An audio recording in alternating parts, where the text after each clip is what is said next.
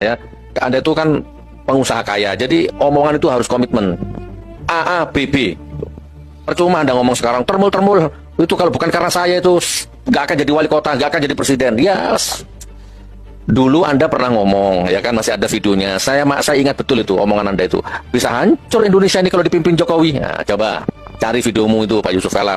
Bisa hancur Indonesia ini kalau dipimpin oleh Jokowi.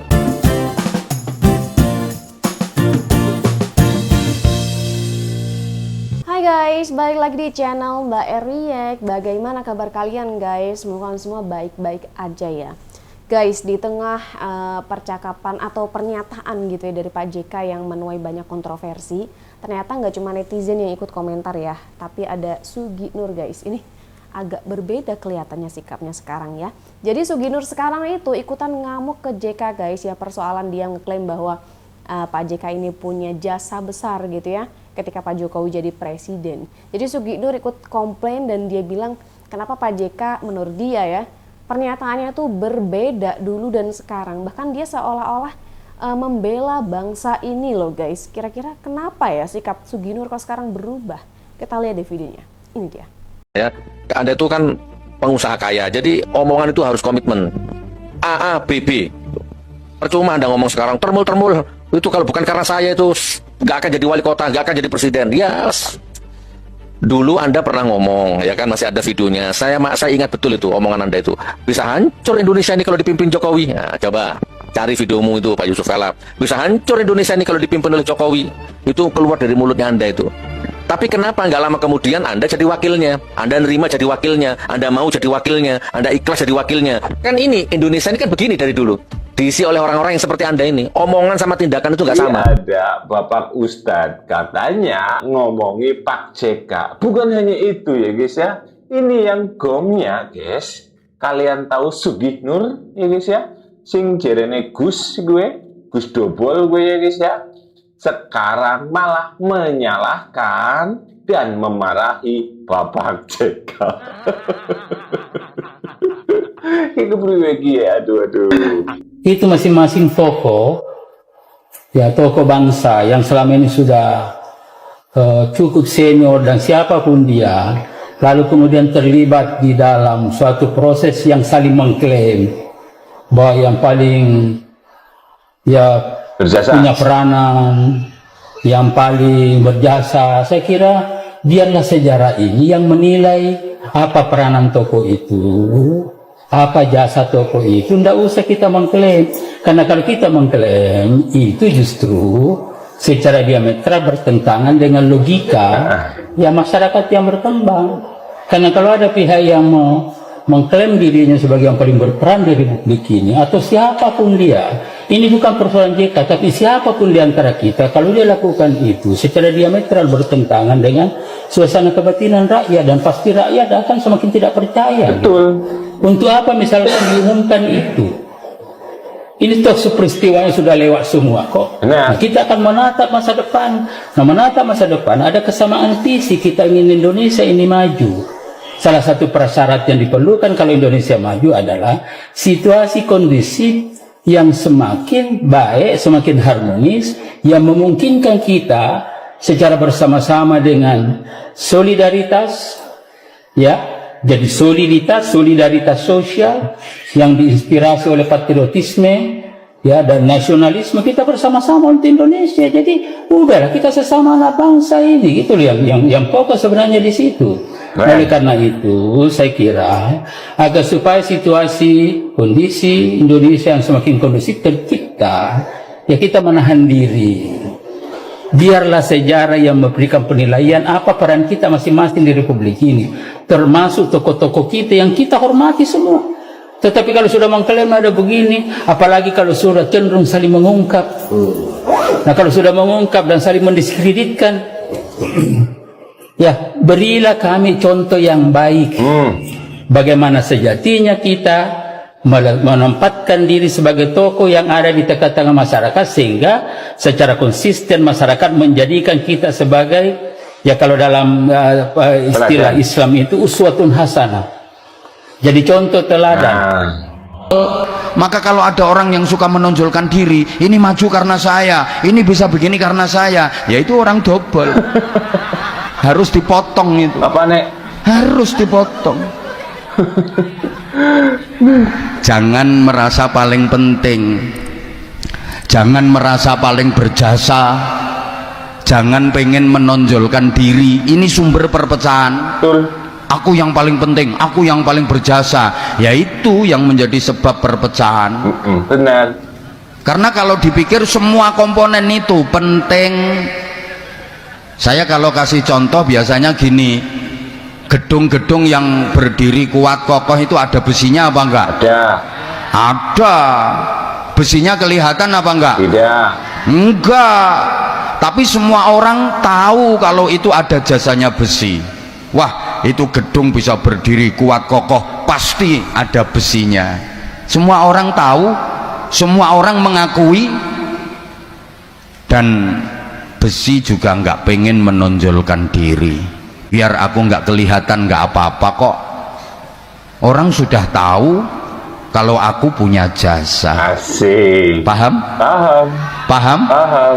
Coba besi yang ngerasa punya jasa, pengen menonjolkan diri karena dia merasa paling penting, harus kelihatan. Ya bangunan itu semrawut, bahasa Inggrisnya the pating serongat and pating jepat. Kenapa? Karena yang punya jasa pengen menonjolkan diri. Nanti semen ngerasa punya jasa juga pengen menonjolkan diri, koral pengen menonjolkan diri, ambruk malahan bangunan itu. Udah gini aja, Habibidin yang ganteng sebelah saya ini ada jantungnya apa enggak? Ya ada. Kalau enggak ada jantungnya ya sudah OE. Iya. Jantungnya beliau jasanya luar biasa untuk tubuh beliau, memompa darah, mengalirkan ke sekujur tubuh, semua organ tubuh dialiri darah, yang itu jantung yang bekerja keras terus memompa darah. Beliau berdiri jantung bekerja, beliau tidur pun jantungnya terus bekerja. Tapi jantungnya beliau kan nggak pengen menampakkan diri. Nah, Coba misalnya jantungnya pengen menonjol, manggon ning bathuk. Paru-paru yo punya jasa pengen ketok, manggon ning dengkul. Usus sih jasanya besar bagi tubuh manusia. Mencerna makanan, sampahnya dibuang, gizi, vitamin, nutrisi diserap tubuh. Itu jasanya usus. nah, Usus nggak mau menonjolkan diri, menonjol sedikit jadi masalah. Gara-gara usus menonjol, itu harus dipotong, harus dioperasi karena jadi wasir, ambeien, Iya. bahasa Inggrisnya the double. Kenapa? Ya karena ususnya menonjol. Maka kalau ada orang yang suka menonjolkan diri, ini maju karena saya, ini bisa begini karena saya, ya itu orang double. Harus dipotong itu. Harus dipotong. aduh. Kalian tahu kan kemarin Mas Wapres baru saja memberikan tanggapan kepada pernyataannya si JK, ya kan? Sugi Nur ikut-ikutan memberikan tanggapan. Sugi Nur dibilangnya masih JK, Bapak masih ingat nggak? Kemarin Bapak ngomong, katanya kalau Joko Widodo jadi presiden maka negara ini akan hancur. Inilah Indonesia ini, pejabatnya nggak bisa dipegang omongannya. Masih ingat kalian kan, Sugi Nur? Yang bakar buku Gibran Endgame. Iya bikin pernyataan dia. Disalah-salahkannya si Jika. Pikirku, mak, dibela-belanya Pak Jokowi. Pikirku begitu. Wih, ada potensi nih jadi termul. Pikirku begitu kan. Kalau kamu mau jadi termul, cepat daftar. Biar ku keluarkan nomor induk termulnya. Mentalnya, spiritualnya, ekonominya. Karena pejabatnya kayak Anda ini, omongan sama mulut, sama hati, sama pikiran itu nggak sama. Sama kayak omongan hati pikiranmu itu gak sama. Gak sejalan. Kau bilang kemarin, kalau Bapak Joko Widodo menunjukkan ijazahnya, maka saya akan mencium kaki daripada jaksa penuntut umum. Itu janjimu kan? Banyak kali gayamu sama kau kayak Amin Rais. Gak bisa dipegang omongannya. Kalau Yusuf Kalla masih mending, ya kan? Nggak bisa dipegang omongannya. Dia pejabat. Nah kau, pejabat bukan. Anggota DPR bukan. Tetapnya juga nggak bisa dipegang omonganmu. Jadi bisa nggak bisa dipegang omongan bukan tergantung dia pejabat atau enggak. Tergantung orangnya. Bapak Joko Widodo pejabat tapi masih bisa kok dipegang omongannya. Mengamuk-ngamuk dia, kukira dia kepengen ikut jadi termul. Sugi Nur. Berapa buku Gibran yang kemarin yang kau pesan? Yang kau bakar juga berapa biji? Aduh, ya bukan Sugi Nur namanya, ya kalau nggak seperti ini. Karena apa? Di mana ada peristiwa besar, ya di situ Sugi Nur kepengen tenar, ikut nangkring dia biar tahu kalian. Namanya juga pengen tenar. Kasih tahu semua itu termul itu. Jokowi jadi presiden karena saya. Tanpa mengurangi rasa hormat saya ke Bapak JK ya, selaku mantan wakil presiden Indonesia gitu. Tapi saya harus jujur ya, Bapak JK ini adalah orang oportunis sejati. Nah, ini kita sehari-hari di dunia kerja kayak saya gini udah nggak heran sebenarnya orang-orang kayak Bapak JK ya. Jadi orang oportunis itu teman-teman, orang yang memanfaatkan keuntungan untuk dirinya. Ketika ada keuntungan buat dirinya, dia bakal ada di pihak orang yang menguntungkan dia. Dulu waktu zaman Bapak SBY, dia tahu suaranya bagus, akhirnya dia ya ikut jadi wapresnya. Dia lihat Jokowi, suaranya bagus, dia ikut jadi wapresnya. Jadi benar-benar beliau ini salah satu orang yang saya rasa sangat oportunis sekali. Dan memang ya orang gini banyak di dunia kerja teman-teman. Tapi saya pribadi kurang suka orang-orang gini.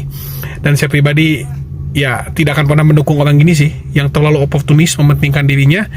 Ketika udah dia menang, ketika dia udah mendapatkan apa yang dia mau, dia meninggalkan orang yang pernah bersama dia gitu. Ini kan tipikal orang oportunis yang terlalu gimana gitu ya. Aneh banget.